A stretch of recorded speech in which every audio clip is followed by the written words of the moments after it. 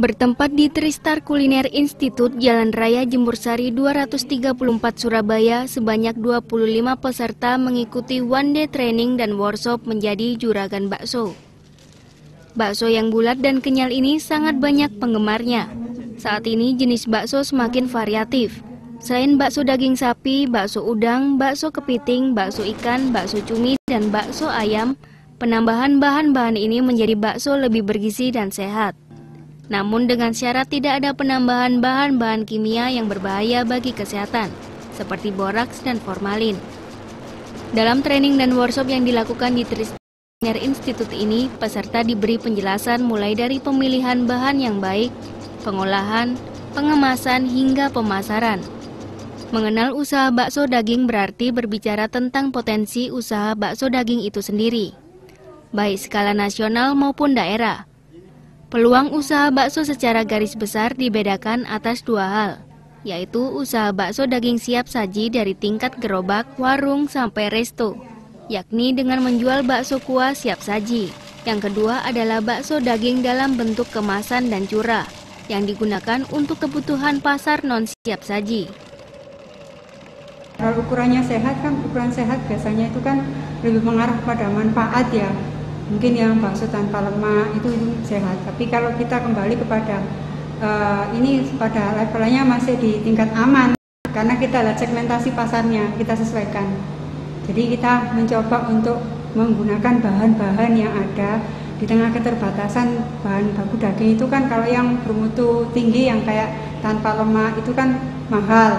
Sementara sekarang kan terjadi banyak krisis gitu loh. Untuk segmen yang menengah bawah pasti daya belinya akan turun.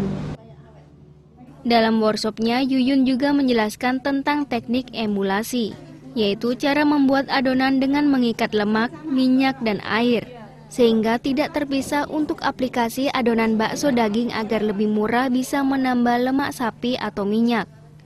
Harga daging sapi atau tetelan biasanya lebih murah. Untuk membuat emulasi yang baik diperlukan emulsifer untuk mengikat lemak dan air.